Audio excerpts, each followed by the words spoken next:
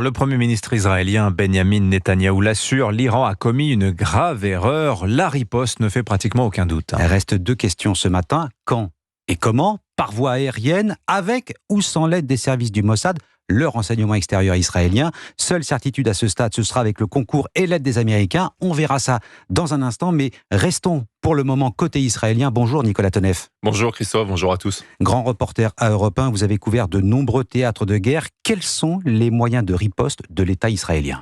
Alors en fait, tout dépend des objectifs. En avril dernier, la riposte avait pris la forme de tirs de missiles contre une base aérienne. Ça, c'est très simple à faire et c'est plutôt symbolique.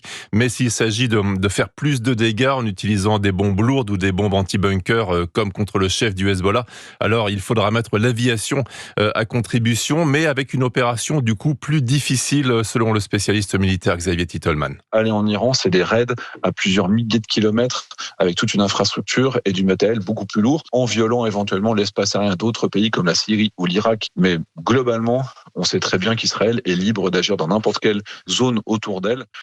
Alors, c'est possible, donc partout, comme le dit Xavier Titelman, surtout grâce à la supériorité technologique du pays, avec entre autres les avions furtifs F-35 qui sont non détectables par les radars iraniens, et puis avec l'aide américaine dans le renseignement électronique et satellite. Nicolas Toneff en direct, et vous soulignez, Nicolas, justement l'appui très important des Américains.